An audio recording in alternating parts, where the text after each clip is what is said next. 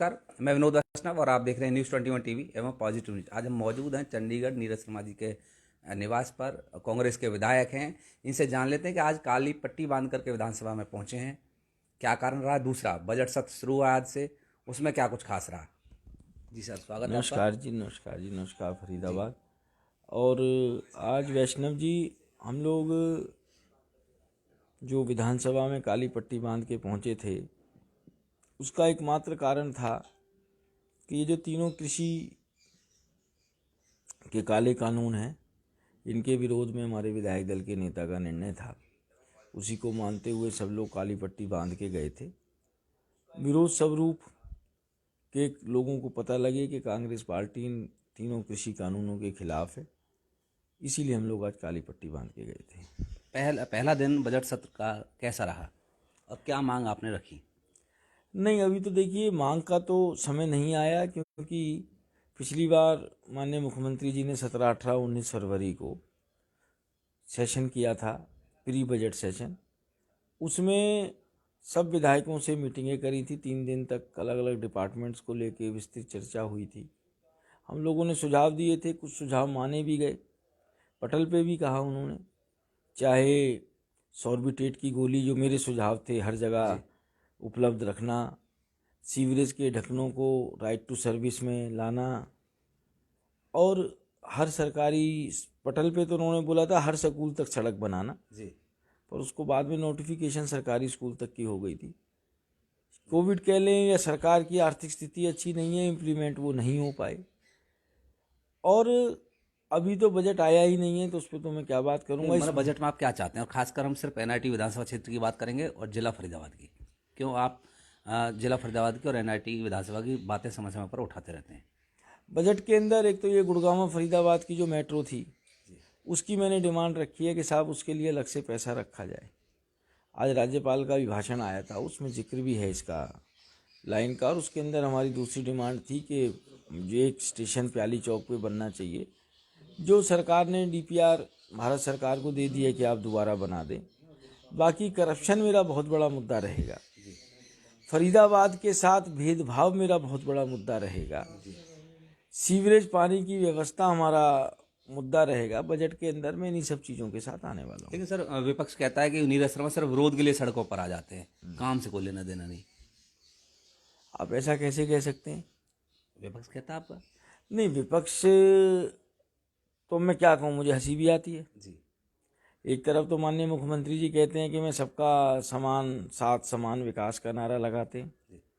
या तो मुख्यमंत्री जी गलत कह रहे हैं, या जो हारे हुए भाजपा के प्रत्याशी हैं वो गलत कह रहे हैं। सरकार किसकी है? भाजपा की है।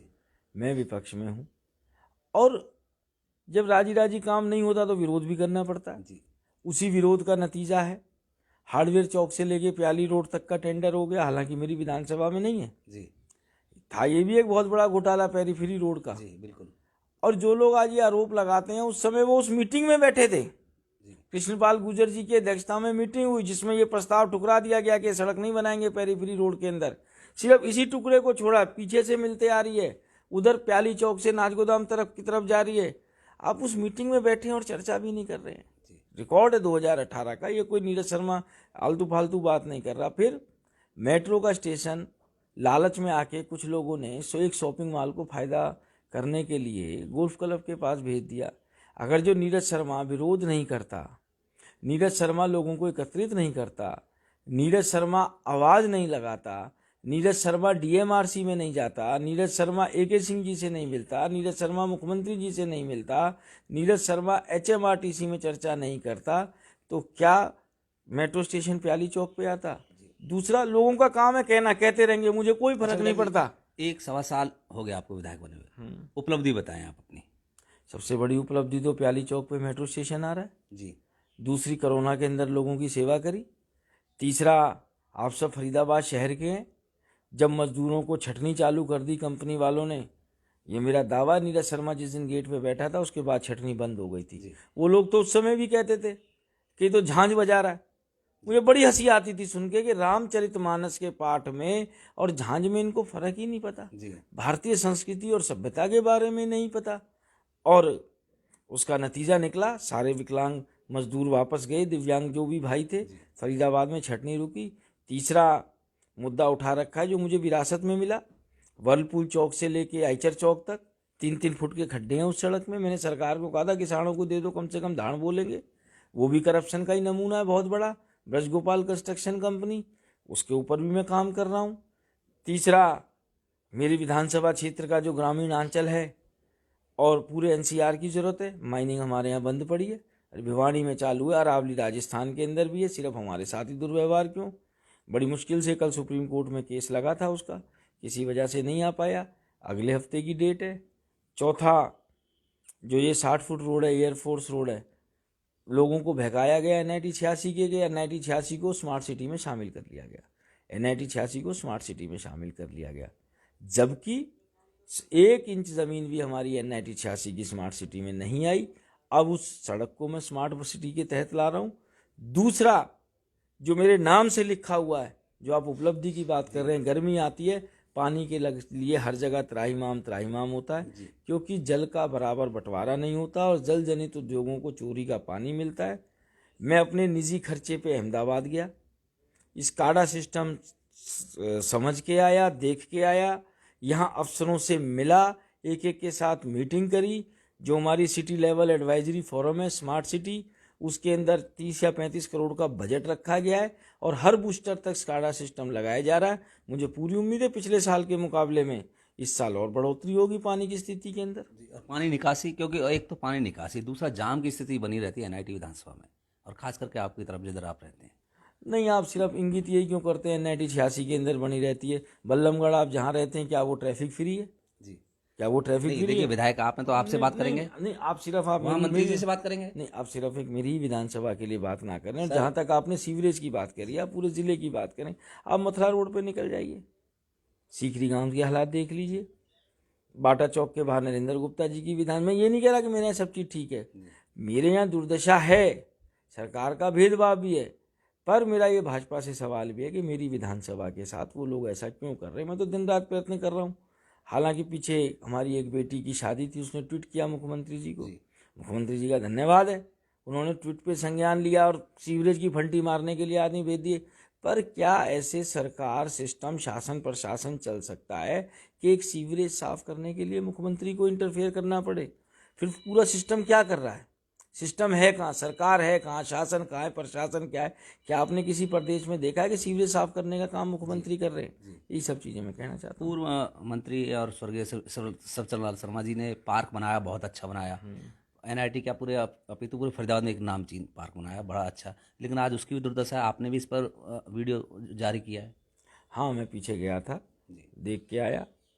और जो आज महापौर महोदया भाजपा की स्वच्छ भारत मिशन को लेके बात कर रही हैं, देर से जागी, पर मैं तो कहूँगा दुरुस्त जागी। नहीं, उनकी नहीं सुनी जा रही, भले ही चुनावी वर्ष में जागे। ये जो आज पार्षद या मेयर महापौर महोदया जो भी कुछ कह रहे हैं, मैंने बनते के संग रात को 1:30 2-2 बजे पार्कों में जाना चालू किया था, करप्शन के खिलाफ लड़ाई लड़नी चालू करी थी। और उसके बाद कोविड आ गया और उस पार्क के लिए मैंने 56-57 लाख का MP थिएटर का काम है, 16.5 लाख रुपए मैंने सिर्फ रिपेयरिंग के दिए हैं, क्योंकि पंडित जी इतना बढ़िया पार्क बना गए थे और 5 साल में उसकी रिपेयरिंग भी नहीं हुई। नया बनाने की तो बात छोड़ो, ट्रैक टूट गए, टाइलें टूट गई, फव्वारे बंद हो गई, लाइटें बंद हो गई।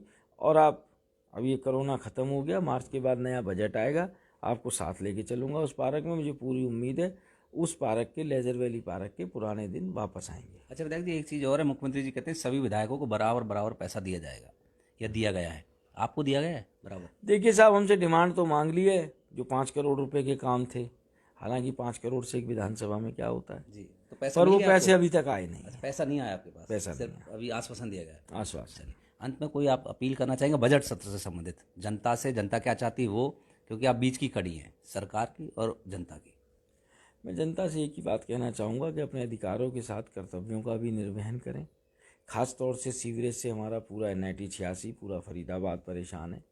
72 इंच की लाइन की आपने पूछा उपलब्धि, जी, मेरे ख्याल से 72 इंच की लाइन ये नीरज शर्मा के टाइम में साफ हुई है। जी बिल्कुल। सीवरेज को देखते हुए STP की हमने एक्चुअली विनोद जी, होता क्या है कि हर आदमी को ना फौरी आराम चाहिए। जी, नीरज शर्मा एक पढ़ा लिखा विधायक है।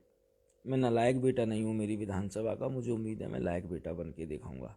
मैं बहुत दूरदर्शिता से काम कर रहा हूँ।